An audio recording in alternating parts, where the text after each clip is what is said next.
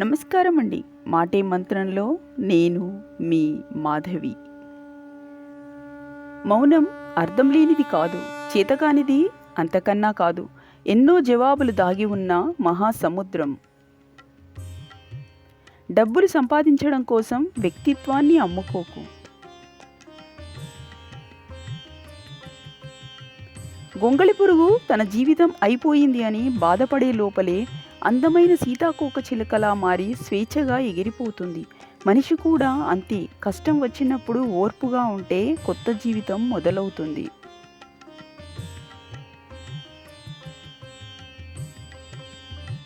ఒక్కసారి బట్టలు మాసిపోతే మనుషులు ఎక్కడ కూర్చోవడానికైనా సిద్ధపడతారు.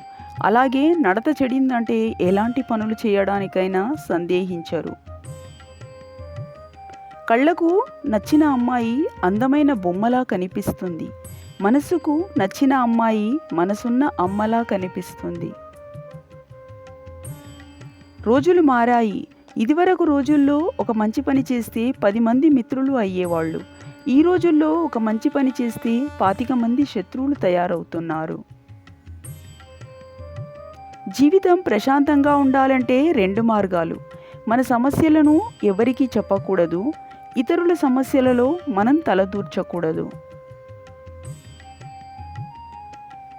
నీ అసూయ ఇతరులకు కొంత ఇబ్బంది పెట్టవచ్చునేమో, కానీ నిన్ను మాత్రం నిలువున దహిస్తుంది. పాము కూరల్లో విషం కన్నా మనిషి చూపులోని అసూయ చాలా ప్రమాదకరం. ఒకరి జీవితం ఇంకొకరికి ఈజీగా ఉండవచ్చు, కానీ ఎవరి జీవితంలో ఉండే కష్టాలు వాళ్ళకే తెలుస్తాయి. మనసు ఒక్కటి అదుపులో ఉంటే చాలు, జీవితమంతా ఆనందమే. ఎందుకంటే అన్ని బాధలకు మనసే కారణం. ఏదైనా కొత్తగా వైవిధ్యంగా చేయాలనుకుంటే గుంపులో నుండి విడిగా వచ్చి అడుగులేయండి. గుంపు ధైర్యాన్ని ఇవ్వచ్చేమో కానీ గుర్తింపునివ్వదు. ఎంత సంపాదించినా సర్దుకుపోయే భార్య ఉన్నంతకాలం ఆ భర్త ధనవంతుడే. తండ్రిలా ప్రేమ చూపించే భర్త ఉన్నంతకాలం ఆ భార్య ఒక యువరాణియే. చనువు ఎక్కువైతే మనిషి చులకనవుతాడు. డబ్బు ఎక్కువైతే పని చులకనవుతుంది. చెడ్డ పనికి సుముహూర్తం, మంచి పనికి దుర్ముహూర్తాలు ఉండవు. ఒకరిని నిందించడం తేలిక, నిందను భరించడం కష్టం. నీతులు వల్లించడం తేలిక, ఆచరించడం కష్టం. అబద్ధం చెప్పడం తేలిక, నిజం దాచడం కష్టం. వివాహ జీవితాన్ని సుఖమయం చేసుకోవడానికి మీరెంత పొందికగా ఉన్నారనేది కాదు, పొందిక లేని విషయాలను మీరెలా సర్దుకుంటున్నారనేది ముఖ్యం. నిజం చెప్పే ధైర్యం లేనప్పుడే అబద్ధం చెప్పాలని ఆలోచన వస్తుంది. నీ వెనక అన్నీ ఉన్నప్పుడే నీ అహంకారం. అవి తప్పుకుంటే నీవు శూన్యం. అదే జీవితం. మనది అని రాసిపెట్టి ఉంటే అది ప్రపంచంలో ఎక్కడ ఉన్నా మన దగ్గరికే వస్తుంది. అవసరం, అవకాశం ఉన్నప్పుడు ఎదుటి వ్యక్తితో ఎలా ఉన్నావో అవి తీరిన తర్వాత కూడా అలానే ఉండటమే నిజమైన వ్యక్తిత్వం. ఒకవేళ వ్యక్తిత్వం నచ్చక దూరంగా ఉండాలి అనుకుంటే అవసరం ఉన్నా లేకపోయినా దూరంగానే ఉండాలి. మనిషికి మనిషికి దూరం ఎంత అని ఒకతను అడిగాడు. మనసులో నమ్మకం ఉంటే అణువంత, అదే లేని రోజు భూమికి ఆకాశానికి ఉన్నంత. రాయితో కొడితే అద్దం పగులుతుంది. కటువైన మాటల వల్ల మనసు మొక్కలవుతుంది. అమృతాన్ని పోసిన రెండిటిని అతికించలేం. ఒకవేళ అతికించినా మునపటి నాణ్యత ఉండదు. అలాగే ఏ బంధమైనా అంతే. విలువ తెలుసుకొని కాపాడుకున్నంత కాలమే. మనం ఇష్టపడే వాళ్లతో కంటే మనల్ని ఇష్టపడిన వాళ్లతోనే మన జీవితం సంతోషంగా ఉంటుంది.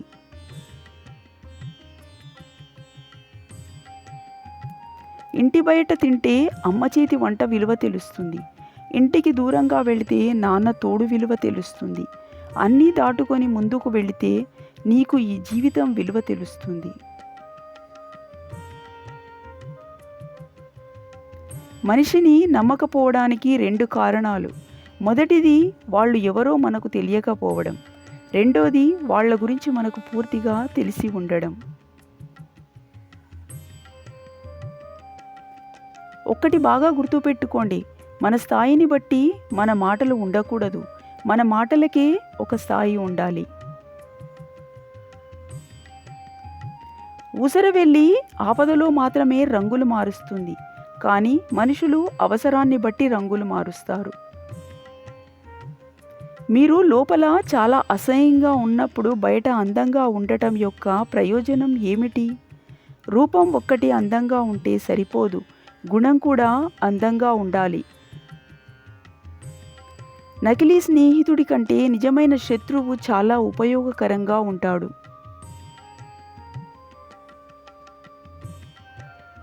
సర్దుకుపోయే గుణం అనేది ఆ రోజుల్లో ఒక గొప్ప లక్షణం, కానీ ఈ రోజుల్లో అది ఒక చేతకానితనం అయిపోయింది. నీ జీవితంలో నిన్ను కలిసిన ప్రతి ఒక్కరిది ఒక్కో పాత్ర ఉంటుంది. కొందరు నిన్ను పరీక్ష చేస్తారు, కొందరు నిన్ను వాడుకుంటారు, కొందరు నిన్ను ప్రేమిస్తారు, కొందరు నీకు నేర్పిస్తారు.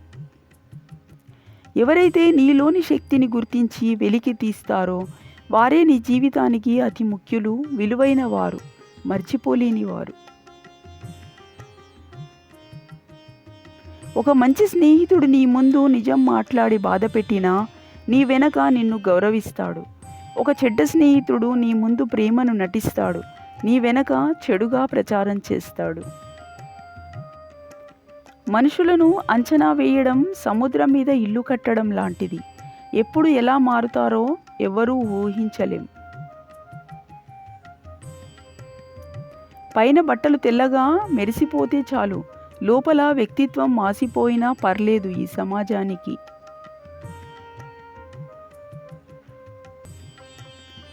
బాధలను ఓర్చుకుంటూ బాధ్యతలను నెరవేరుస్తూ బయటకి ఎప్పుడూ నవ్వుతూ బతికే గొప్ప జీవన నటుడు మధ్యతరగతి మనిషి. నీ జీవితంలో రంగులు వెలిసిపోయినప్పుడు నీ చుట్టూ ఉన్న వాళ్ళ అసలు రంగు బయటపడుతుంది. తట్టుకొని నిలబడు చాలు, మళ్ళీ నీ జీవితంలో ఇంద్రధనుస్సు విరియక మానదు. ఏమి చేస్తున్నావని కాకుండా ఎలా ఉన్నావు అని అడగండి. సంపాదన ఎంత అని కాకుండా సంతోషంగా ఉన్నావా అని అడగండి. పని ఉన్నప్పుడు కాకుండా పని కట్టుకొని మాట్లాడండి. పోయాక ప్రేమాభిమానాలు కాకుండా ఉన్నప్పుడే నేనున్నాననే భరోసా ఇవ్వండి. అన్నిటికంటే పెద్ద తప్పు ఏమిటంటే మన అంతరాత్మ వద్దని చెప్పినా పరిస్థితుల ప్రభావం వల్ల మనకు నచ్చిన పనులు చేయటమే. పువ్వులతో నిండిన తోట ఎంత అందంగా ఉంటుందో మంచి ఆలోచనలతో నిండిన మనస్సు కూడా అంతే అందంగా ఉంటుంది. మన సంస్కారం చెబుతుంది కుటుంబం ఎలాంటిదో, మనం మాట్లాడే మాటలు చెబుతాయి స్వభావం ఏమిటో, మనం చేసే వాదన చెబుతుంది జ్ఞానం ఎంతుందో, మనం చూసే చూపు చెబుతుంది ఉద్దేశం ఏమిటో, మన వినయం చెబుతుంది నేర్పిన విద్య ఎలాంటిదో. అర్థం చేసుకునే మనస్సు, క్షమించే గుణము, చెయ్యందించే స్నేహం, ఓదార్చే హృదయం, ఇవే మన జీవితంలో నిజమైన ఆస్తులు. అల వచ్చేటప్పుడు తల వంచితే ప్రాణం నిలబడుతుంది. గొడవ అయినప్పుడు ఒక్క అడుగు వెనక్కి వేస్తే బంధం నిలబడుతుంది. వెనక్కి తగ్గడం వల్ల క్షణం మాత్రమే ఓడిపోతాం, కానీ బంధం నిలబడడం వల్ల జీవితాంతం గెలుస్తూనే ఉంటాం. మన మీద మనకు నమ్మకం ఉంటే మౌనం కూడా అర్థం అవుతుంది. అదే నమ్మకం లేకుంటే ప్రతి మాట అపార్థమే అవుతుంది. నమ్మకం అనేది అనుబంధానికి ఆత్మ లాంటిది. ప్రేమ, అభిమానం, చిరుకోపం, కొంచెం అల్లరి, ఇంకా కొద్ది సమయం. మనమంటే ఇష్టపడేవారు మన నుండి కోరేది, మనం మనకిష్టమైన వారి నుండి కోరుకునేది ఇదే. పానకంలో మునిగిన గరిటకు తీపి తెలియనట్టే జ్ఞానుల మధ్య ఉన్న మూర్ఖుడు ఏమీ నేర్చుకోడు. అందరికీ అందుబాటులో ఉండకు, అలుసుగా మారుతావు. ఎవరితో ఎంతవరకు ఉండాలో అంతవరకే ఉండాలి. అర్హత లేని వాళ్లకు అతి చనువు ఇవ్వడం ఆత్మాభిమానానికి హానికరం. మీ విలువైన సమయాన్ని కేటాయించి ఈ వీడియోను చూసినందుకు ధన్యవాదాలు. మరియు ఇందులోని ఏ మంచి మాట మీకు నచ్చిందో కామెంట్ బాక్స్లో తెలియజేయగలరు.